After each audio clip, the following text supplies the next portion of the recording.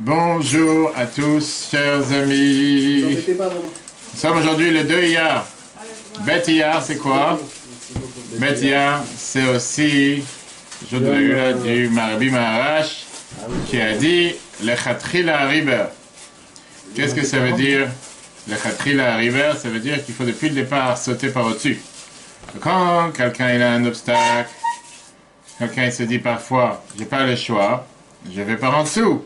Si je peux pas aller par en dessous, je vais par au-dessus. Mais la vie Maharash, il est venu, il a dit, le Chatrila arrive, depuis le départ, tu vas par au-dessus. Tu t'arrêtes pas par en dessous, tu n'essaies pas de passer par en dessous. Passe depuis le départ, saute les obstacles, ne t'arrête pas aux obstacles. Et donc, aujourd'hui, on va continuer avec notre quête sur les sentiments. Et comme on a dit tout à l'heure, comment gérer les sentiments conflictuels, les émotions conflictuelles. Pourquoi ne suffit pas-il une seule aile pour s'envoler? Un peu comme on a vu la dernière fois, avec Yira, la crainte, Ahava, l'amour. On a vu qu'on peut parfois avoir la crainte et la soumission, Kabbalatol. Parfois, on a vu que c'est deux choses différentes. Et si quelqu'un ne ressent pas ce qu'on appelle la crainte de Dieu, néanmoins, il peut avoir cette soumission face à la volonté de Dieu. Je fais ce que Dieu veut, mais je ne le fais pas forcément parce que je suis convaincu, je suis, on va dire pas seulement convaincu, je suis intéressé, ou parce que je comprends ce que je veux. Je le fais parce qu'il faut le faire. Vient l'Admo Azaken. L'Admo Azaken qui nous dit que non, parfois, même si quelqu'un ne ressent pas de sentiment de crainte ou de peur de Dieu, néanmoins, tu peux arriver à faire ce qu'on appelle les mitzvot avec Kabbalatol. C'est que ça veut dire avec Kabbalatol? En étant soumis à la volonté de Dieu. Effectivement, c'est considéré comme si tu as cette crainte de Dieu. Maintenant, la question qu'on va débattre aujourd'hui, c'est comment tu pourrais avoir une crainte de Dieu sans même avoir un sentiment de crainte de Dieu. Ça n'a pas de sens. C'est-à-dire, si tu n'as pas la crainte, c'est un sentiment. C'est pas que tu ne peux pas avoir la crainte sans sentiment. Il y a quelque chose qui n'est pas clair. Donc, où tu as la crainte, à ce moment-là, tu as ce sentiment, ou tu l'as pas, mais tu ne peux pas dire j'ai la crainte sans sentiment. Pour ça, on va raconter l'histoire de la Gemara qu'on a racontée plusieurs fois. Donc, qu'est-ce que ça veut dire tu as la crainte de Dieu? Qu'est-ce que ça veut dire tu as Yirat Hashem sans forcément avoir le sentiment de crainte de Dieu? La Gemara Brachot, page 28b, nous raconte la fameuse histoire avec Rabbi Yochanan ben Zakkai. Rabbi Yochanan ben Zakkai qui était une fois sur le point de partir de ce monde. Ses élèves sont venus le voir et ils lui ont parlé. Une fois, en lui parlant, Rabbi Yochanan il a pleuré en disant « Je ne sais pas, je ne sais pas dans quel chemin on m'emmène. » En deux mots, je ne sais pas si je vais au Gan Eden ou si je vais au Gehinnom. Ça, c'est les élèves de Rabbi Yochanan ben Zakkai. Alors, ses élèves lui ont dit « Rabbi, ten lanu bracha. Donne-nous une bénédiction, à partir de ce monde, bénis-nous. » Rabbi Yochanan ben Zakkai les a venus en leur disant la phrase suivante, écoute bien, Yehi Ratzon, Shetagish Mora Shamaim que Mora Basar Adam. Que Dieu fasse que vous ayez la crainte de Dieu comme la crainte de l'humain, comme la crainte d'un homme. Les élèves ont demandé à Rabbi Yochanan ben Zakkai, Rabbi Adkan, ça c'est le type de crainte de Dieu qu'on nous demande, que j'ai peur de Dieu de la même manière que j'ai peur d'un être humain. Rabbi Yochanan il a répondu oui. Et pourquoi oui? Il a dit comme ça. Quand quelqu'un il faute, qu'est-ce qu'il dit en général? Quand quelqu'un il fait une erreur, il dit Shelo Irani Adam, j'espère que personne ne me voit. Quelqu'un il fait une faute. Quelqu'un n'est pas intéressé à faire une faute quand quelqu'un le voit. Mais il ne ressent pas à chaque instant que Dieu est présent. Si personne ne me voit, mais il y a le bon Dieu sur terre. Si tu as peur de l'homme et tu n'as pas peur de Dieu. Et pour ça, je vous souhaite qu'au moins vous ressentez comme si Dieu vous voit quand vous voulez fauter. Et comme ça, vous allez éviter de fauter. En deux mots, que la même crainte de l'homme, au moins la même proportion, ça sera aussi la crainte de Dieu. Dis-toi, il n'y a personne qui me regarde, mais il y a Dieu qui me regarde, ça je n'ai pas fauté. Ça, c'était la réponse de Rabbi Yochanan à ses élèves. Moi, il dit, viens on débat, viens on commence à analyser, à décortiquer ce cas. Quand quelqu'un ne veut pas fauter face à des gens, parce qu'il y a des gens qui le regardent, est-ce que ça veut dire qu'il a peur de ces gens-là? Dites alors la différence qu'il y a entre la peur et la crainte. Est-ce qu'il a peur de ces gens-là et pour ça il ne veut pas fauter devant ces gens-là? Pourquoi quelqu'un ne veut pas fauter devant des gens? Pourquoi il préfère fauter en cachette s'il veut fauter? Mais il a peur, il a honte. Est-ce que ça veut dire qu'il a peur? C'est l'image que ça renvoie, ça. Que c'est l'image que ça renvoie. Les gens vont dire, ah, c'est quelqu'un qui est un fauteur. On ne parle pas ici de peur, en tout cas. Il n'y a pas de peur. Je veux dire, quelqu'un il a peur. Qu'est-ce que tu as peur? Quelqu'un va te crier, quelqu'un va se moquer, quelqu'un va dire quoi que ce soit. On parle seulement d'un manque de confortabilité. Tu n'es pas confortable, c'est tout. Maintenant, il se peut même que la personne en face de toi, c'est un petit enfant. pas forcément un adulte, mais tu te sens pas à l'aise. Tu as une certaine non-confort, t'es pas à l'aise, tu te sens pas confortable du fait que tu vas faire une erreur devant les gens. Il y a une fameuse histoire qui est connue avec quelqu'un, un jeune qui était dans la yeshiva, que malheureusement il a quitté le chemin de la Torah. Bravo, Mazel Tov. Et il se tournait dans des endroits, il y a des autres. Il se tournait dans des endroits qui n'étaient pas terribles, on va dire. Pas aptes pour un juif, et surtout pas un juif religieux de fréquenter. Il est parti en Yechidut chez le Rabbi. En rentrant en Yechidut chez le Rabbi, en audience privée chez le Rabbi, il s'imaginait, va savoir, le Rabbi va lui dire, tu sais quoi, comment ça se fait, comment tu tournes dans tel et tel endroit, on t'a vu, on t'a caméra cachée, on t'a attrapé, qu'est-ce que... Le Rabbi, il dit, je te demande une chose, fais pousser la barbe. À l'époque, c'était pas à la mode comme aujourd'hui, c'était pas la période du Homer.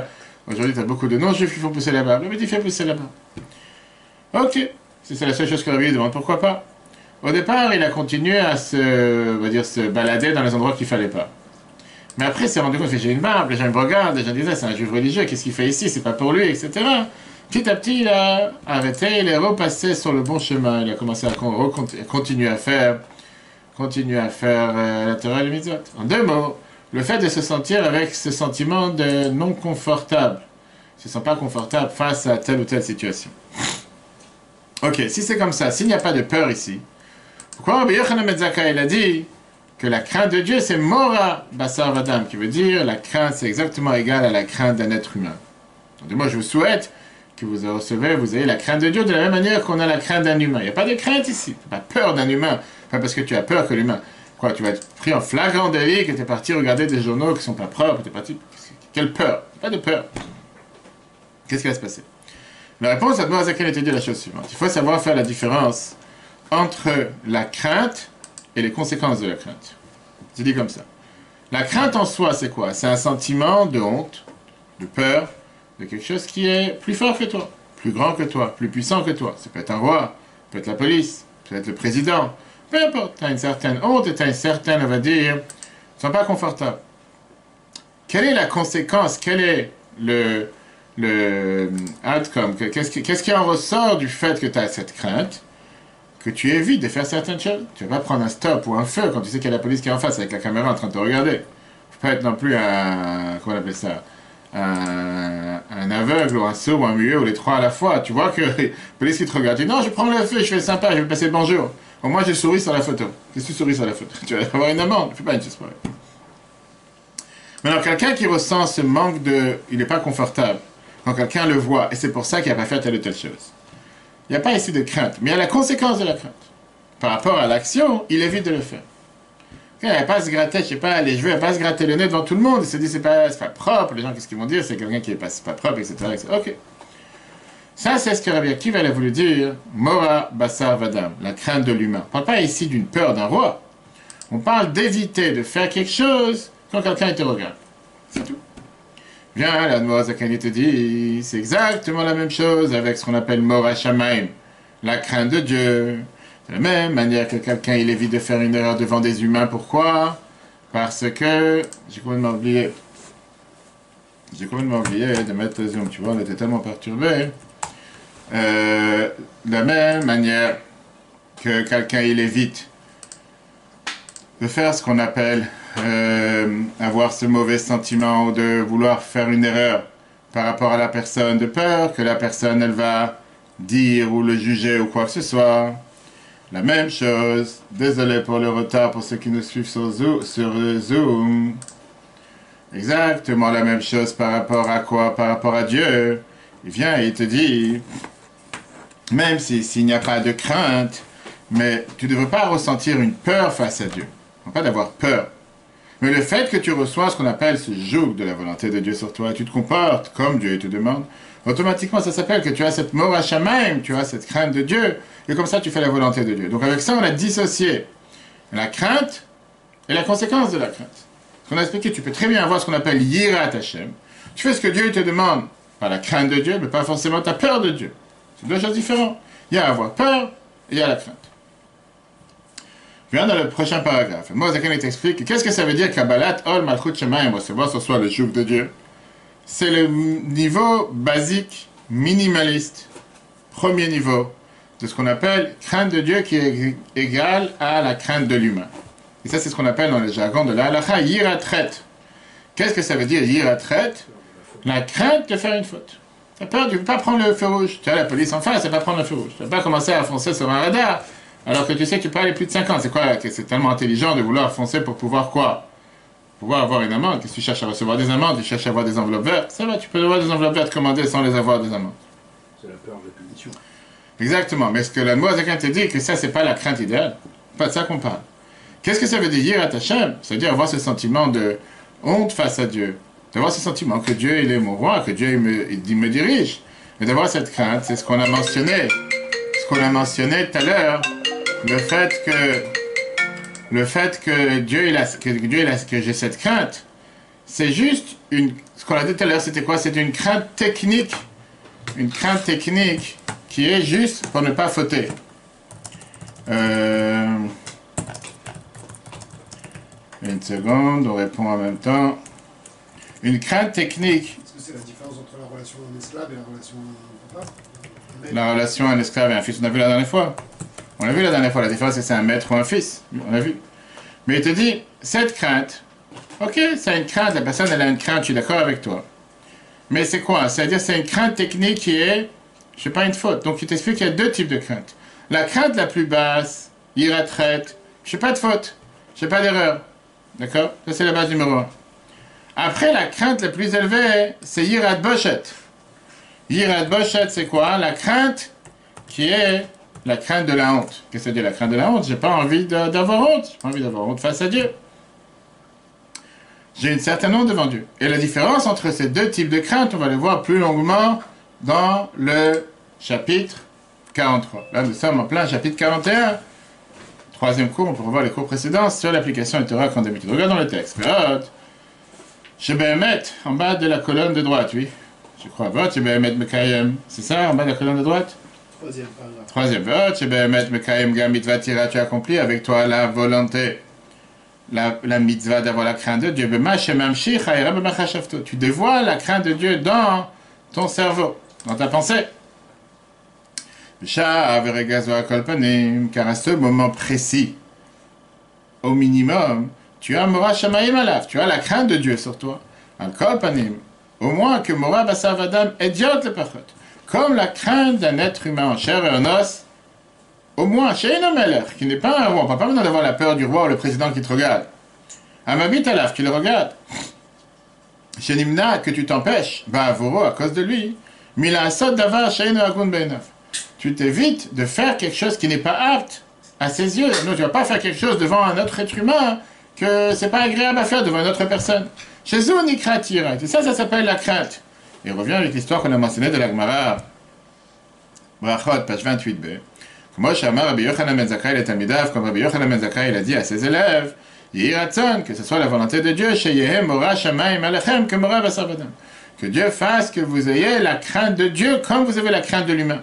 Taïdou, parce que vous devez savoir, chez Adam, on verra quand quelqu'un fait un péché, qu'est-ce qu'il dit? Omer, il dit, chez le Irani Adam. Je prie que personne ne me voit. Donc Rabbi Yochanan, il leur a dit, oui, vous pensez qu'avoir la crainte de Dieu, ça doit être un niveau totalement différent. Non, le va que Dieu fasse que la crainte de Dieu que vous ayez, ce soit une avance, ce soit une crainte de Dieu qui est basique, comme la crainte de l'humain. Mais encore une fois, la Mourazakan te dit, écoute-moi, cher ami, Rak, seulement, chez Yirazou, cette crainte, Nikret Yiratata, cette crainte, elle est appelée une crainte basse, niveau le plus bas. C'est pas le niveau le meilleur. Yiratret, c'est ce qu'on appelle, on a besoin d'avoir cette crainte de la faute, chez Kodem et Lechachmato, qui passe avant la sagesse. C'est juste le niveau numéro 1. Yiraïla, c'est quoi la crainte plus élevée? Ou Yiré Boshet, c'est la crainte qui est basée sur la honte, tu as honte face à Dieu. Et il t'explique de Itira ve Itira. Il y a deux types de honte. De crainte, pardon. Tu peux avoir une crainte, comme je t'ai dit tout à l'heure, la crainte de la faute, mais après il y a la crainte qui est connectée à la honte, qui est déjà totalement différent, un niveau beaucoup plus élevé. Rabbi Yosef Salanter, celui qui a organisé le Moussa, vas-y, fais-le. Il voyageait une fois avec un carrossier. Ils sont passés dans le chemin d'une personne, d'un paysan. Et le carrossier, qui était en train de gérer le cheval, il a vu un tas de blé ou de foin qui était coupé sur le côté. Comme on voit sur les mains des boules de foin, etc., etc. Il a regardé à droite, à gauche. Il a vu que personne ne le voit. Il s'est dit, écoute, il y a ici, je sais pas, il y a breakfast up, il y a tout ce que tu veux pour mon cheval. il a arrêté la charrette et il a rempli son sac avec le foin sur le côté, sur le tas de la rue, ça appartient à quelqu'un. Tout d'un coup, il y a quelqu'un, il entend des cris, on voit. C'est la caméra qui parle, tout d'un coup. Il a eu peur, il a laissé le sac, il cherchait qui c'est qui voit. Il a vu qu'il n'y a personne, il continue à remplir le sac.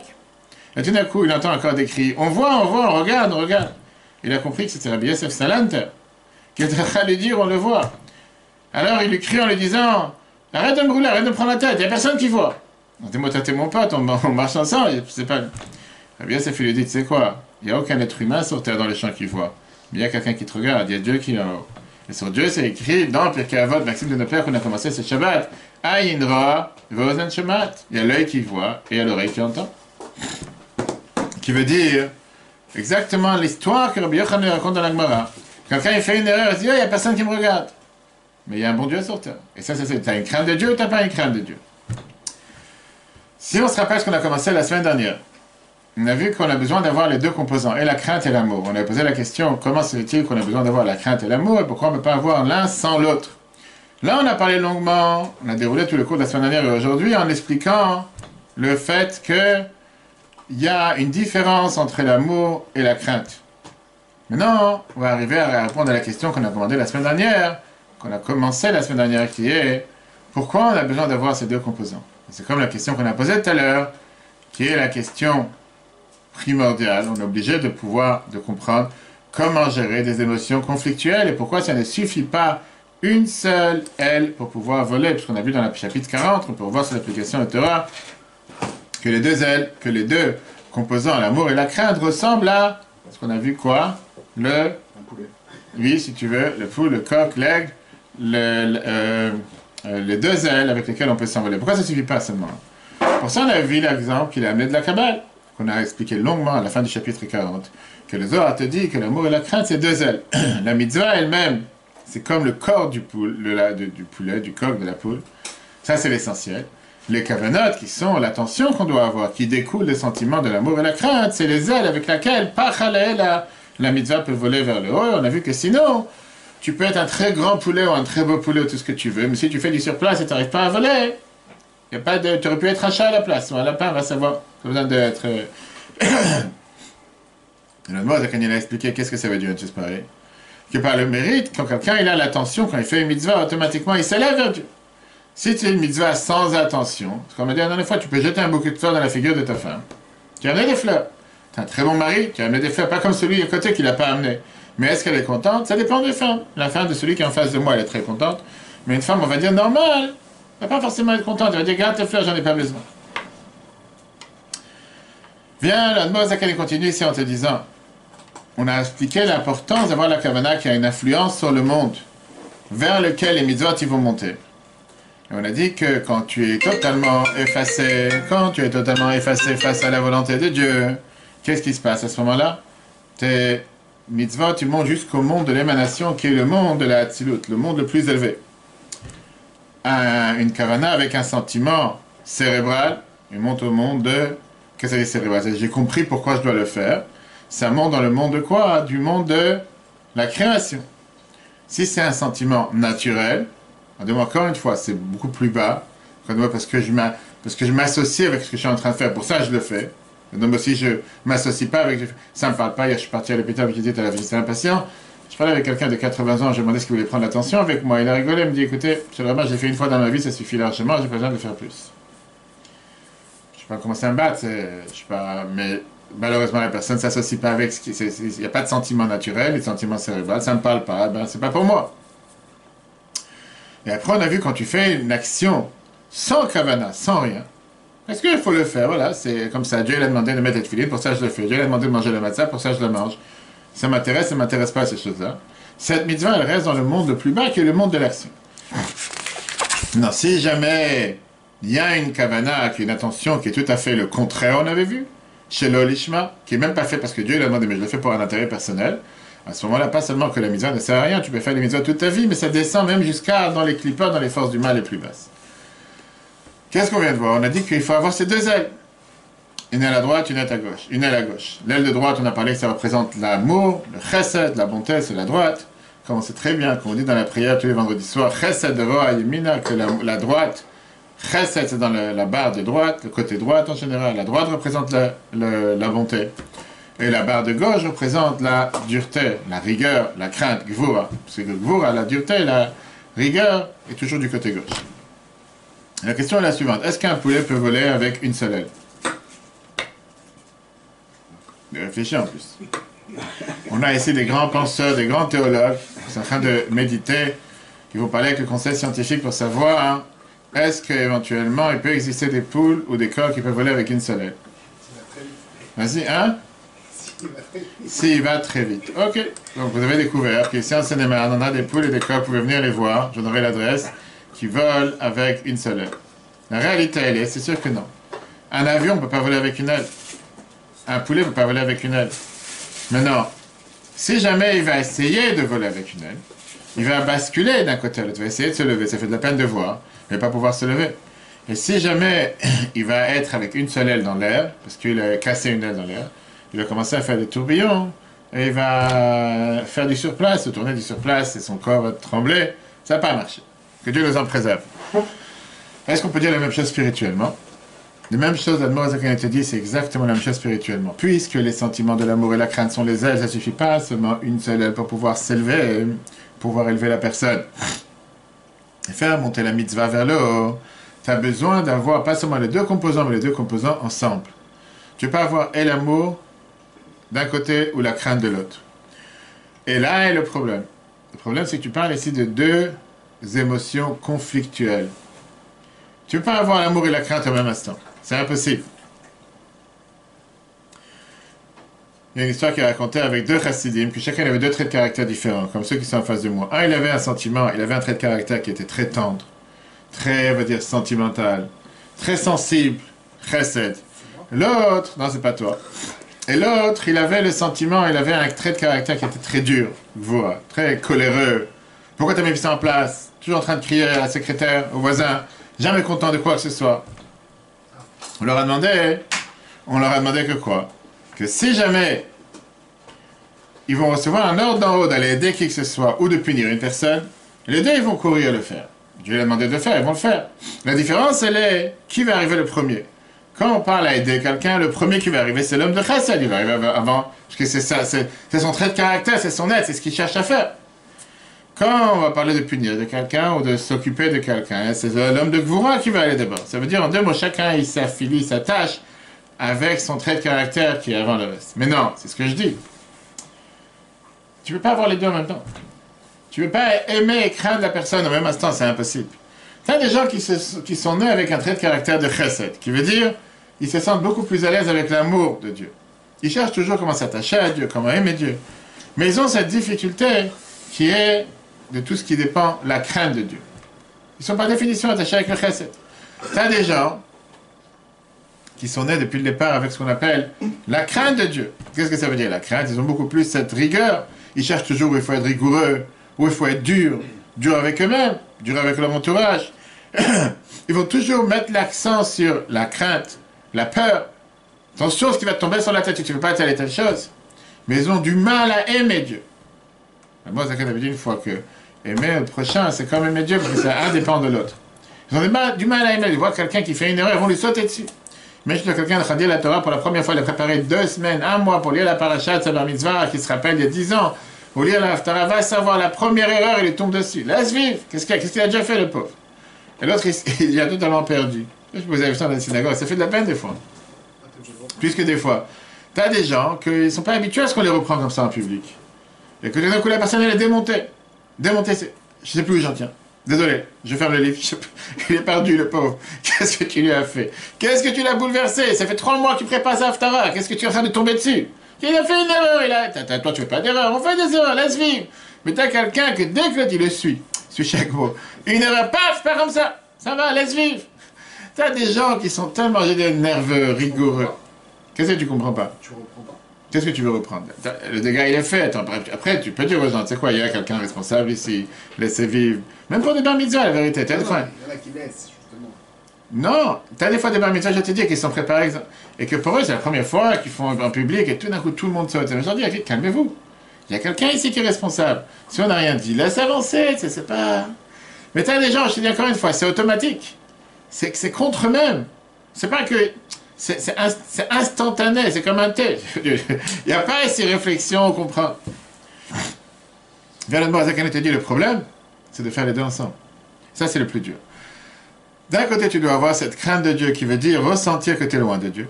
Savoir que Dieu est le roi et nous sommes ses serviteurs. Accepter sur soi le joug de Dieu. Oui, sans discuter. Oui, c'est ce que Dieu veut que tu fasses. C'est pour ça qu'il faut le faire. Oui, Dieu ne veut pas que j'aille manger maintenant un kebab turc ou je sais pas quoi en bas de la maison. Ah, peut-être t'en as envie, peut-être. Dieu ne veut pas, il veut pas. Il n'y a pas à discuter. Et donc, de ce point de vue, les mitzvot, ça veut dire quoi? Faire la volonté de Dieu avec Kabbalatol. Parce que j'accepte sur moi le joug de Dieu, que Dieu est le patron. De l'autre côté, il y a l'amour. Tu ne veux pas faire, on l'a vu la dernière fois longuement, tu ne veux pas faire cette crainte de Dieu sans amour. Dieu n'est pas quelqu'un qui est un gourou avec un bâton dans la main et que si jamais tu ne veux pas qu'est-ce qu'il faut, va savoir ce qui va tomber dessus. Tu dois avoir ce sentiment de se rapprocher de Dieu, de s'attacher à Dieu. Et donc par ça, tu dois faire les mitzvot avec amour envers Dieu, pas avec crainte. Et ce test, qui n'est pas un test PCR, qui est un test qui est tellement important pour l'humain, de pouvoir composer les deux ensemble. D'un côté, de savoir se mettre de côté pour faire la volonté de Dieu, pas faire ce que moi j'ai envie de faire, ou bien de l'autre côté, savoir s'élever, faire ce que Dieu me demande, parce que c'est ce que Dieu me demande, mais sans néglecter, sans fausser ou sans rabaisser mes propres désirs. Je ne fais pas seulement ce que Dieu veut parce que c'est ce qu'il m'a demandé, mais moi je ne suis pas du tout intéressé, donc c'est contre ma volonté. C'est pas facile. Bien, la Noirzakan te dit, tu as besoin de mettre les deux ensemble. Et grâce à ça, tu peux t'élever et pouvoir voler.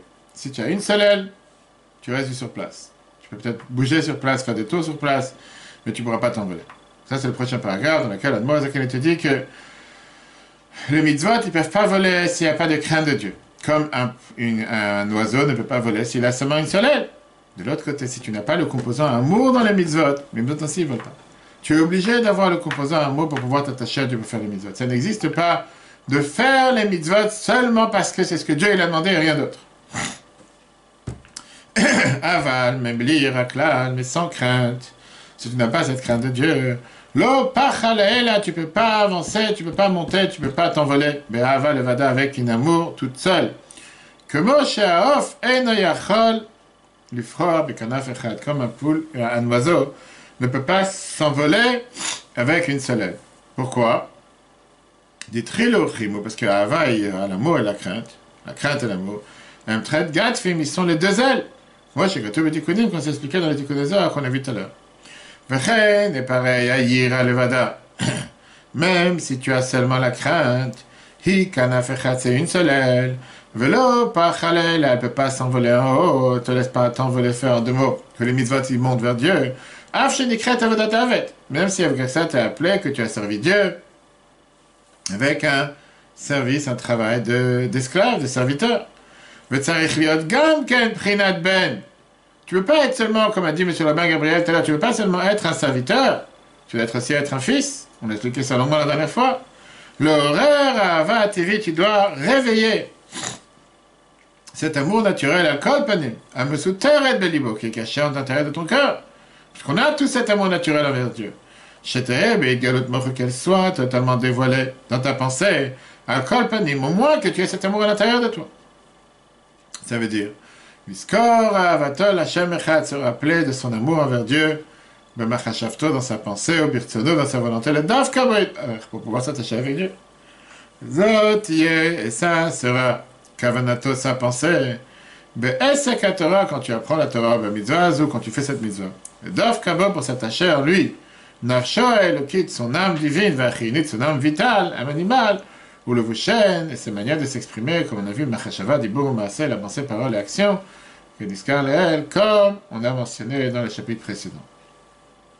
Comment on peut avoir les deux ensemble?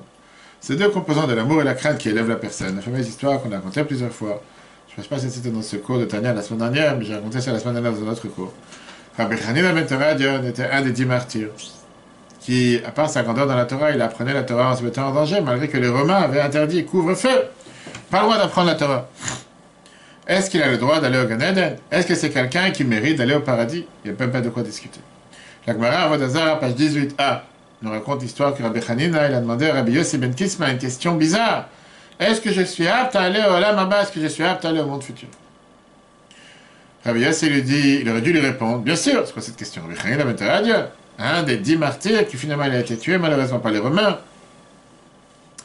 À la place, il a demandé une question bizarre. Il a dit, dis-moi, est-ce que tu as fait quelque chose de spécial dans ta vie? Une action particulière. Est-ce que tu as fait dans ta vie quelque chose de bien? Rabbi Hanina a dit, oui, une fois j'ai fait quelque chose de bien. C'était Purim, j'avais mon porte-monnaie, avec de l'argent de Tzaka. Et j'ai mélangé l'argent que j'ai reçu pour la Tzaka avec mon argent. J'ai reçu un billet. Et ce billet que j'ai reçu, je ne savais pas à quoi il appartenait.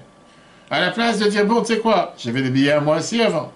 Prenons ce billet, faisons la poire en deux. 50-50. J'ai décidé de donner tout ce billet dans la Tzaka. Magnifique. Rabbi Yossi lui dit, ah, si c'est comme ça, c'est sûr que tu vas au paradis. Et que Dieu fasse que ma part soit ensemble avec ta part. Le Rabbi Zaken, il pose la question dans Torah, page 19b. C'est quoi ce dialogue de sourds? C'est quoi cette histoire plus bizarre que la Gemara te raconte? Qu'est-ce que ça veut dire ici? Tu parles de quelqu'un qui finalement il s'est fait tuer parce qu'il a pris la Torah, parce qu'il propageait la Torah, un des plus grands 10 martyrs du peuple juif qu'on mentionne tous les jours de Kippour. Tu as besoin de chercher s'il a fait quelque chose de spécial dans sa vie pour mériter qu'il aille au paradis. Comme si c'est cette petite histoire de ce petit billet qu'il a trouvé dans sa poche, il ne sait pas qui c'est qui lui a donné. Il a dit à la place de l'utiliser, je lui demande Zaka, ça l'a fait partir au paradis. Toute la Torah qu'il a appris n'a aucune valeur. Tout ce qu'il fait tous les jours comme Torah et Mitzvot n'a aucune importance. La seule importance, c'est quoi? C'est parce qu'il a trouvé un billet une fois dans sa vie qui s'est rappelé, qui ne sait pas si ça appartient à l'un ou l'autre. Ah, ça je lui demande Zaka. Le mot Zaka explique qu'il y a deux types de personnes.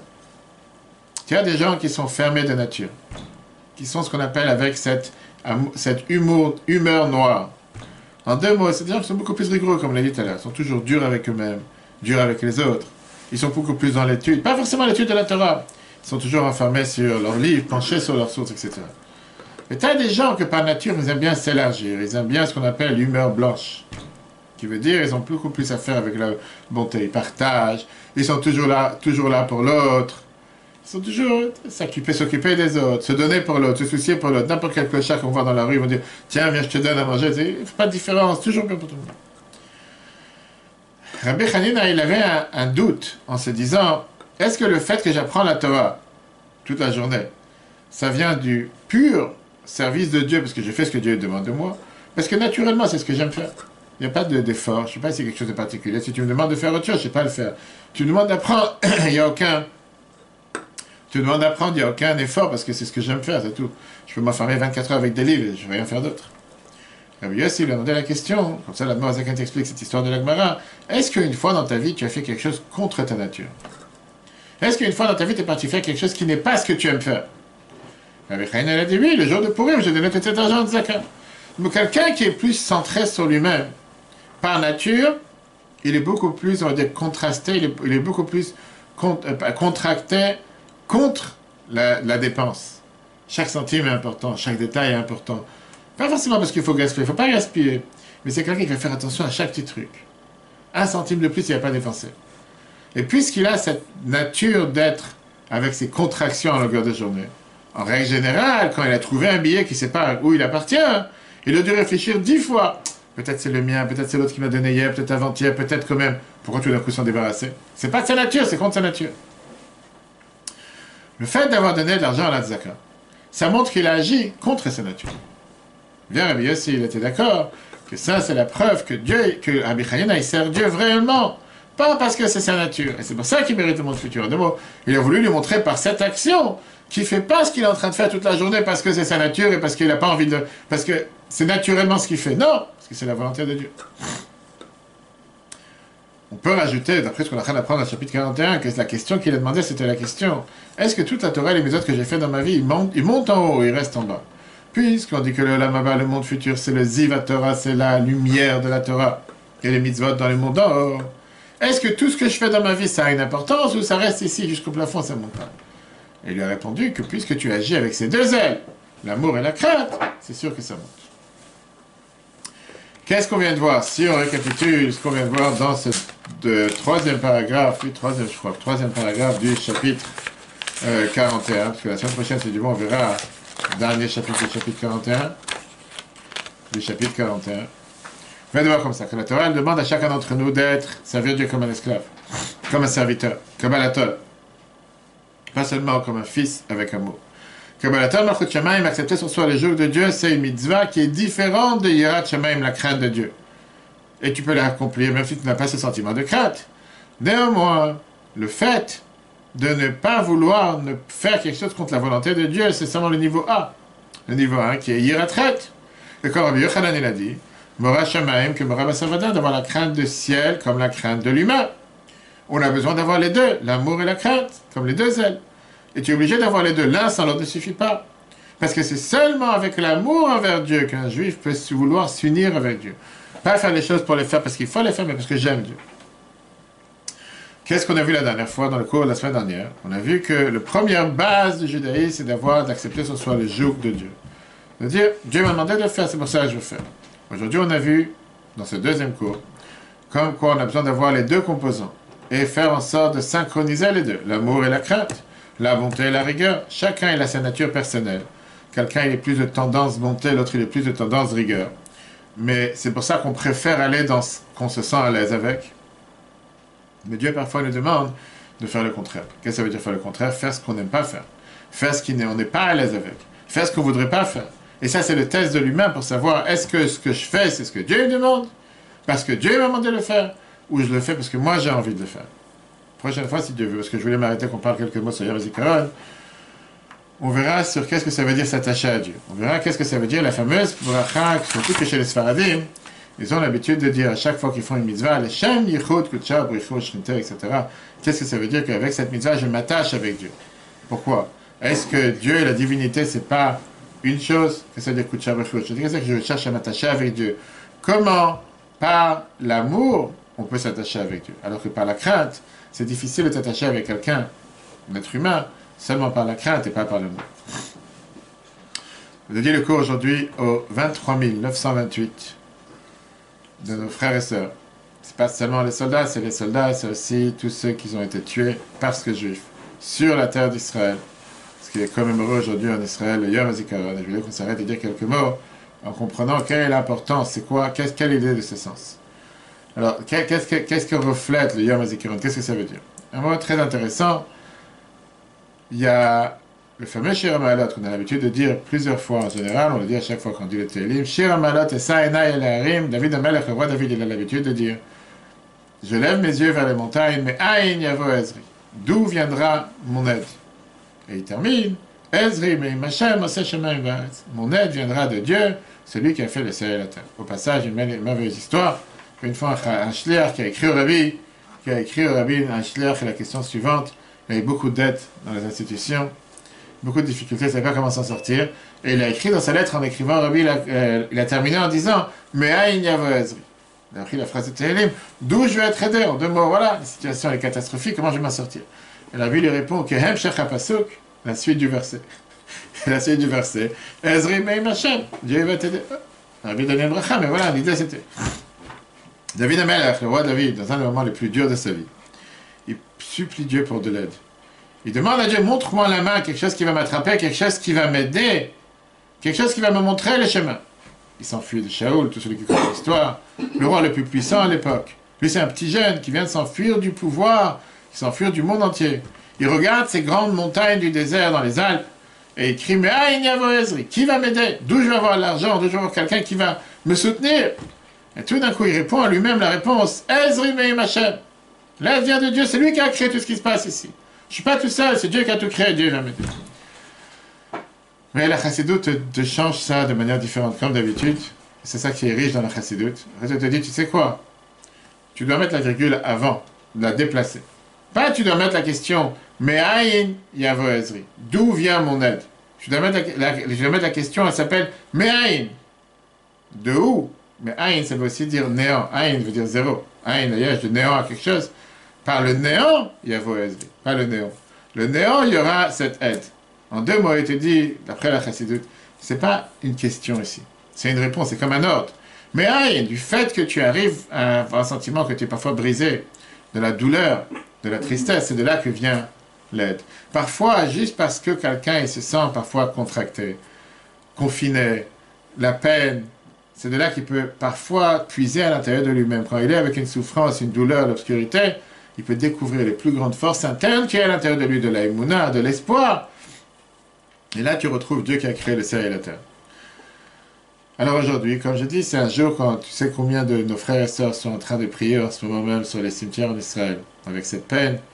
Ça, c'est ce qui nous donne aussi l'espoir. Je réfléchissais tout à l'heure que tu as en Amérique aussi les Memorial Day. Il y a la même chose. En France, je ne sais pas, il y a les jours de mémoire en France. Je ne connais pas trop l'histoire. Mais qu'est-ce que ça reflète? Dans le judaïsme, on ne se base pas seulement avec le passé. On n'est pas en train de vivre seulement avec le passé, mais surtout avec le futur. De créer ce qu'on appelle de mémoriser une personne, c'est le devoir de continuer ce qui s'est arrêté. De prendre les valeurs éthiques et morales, ce que je parle dans chaque enterrement, encore hier quand j'étais avec ces personnes décédées à l'hôpital, de prendre les enseignements, les valeurs éthiques et morales que la personne nous a laissées et de les mettre en application dans la vie. À part le fait que quelqu'un il a donné sa vie pour notre peuple, pour notre terre, on doit réfléchir à se dire quelle était la caractéristique particulière de cette personne proche à nous et comment l'internaliser, comment le mémoriser dans nos vies.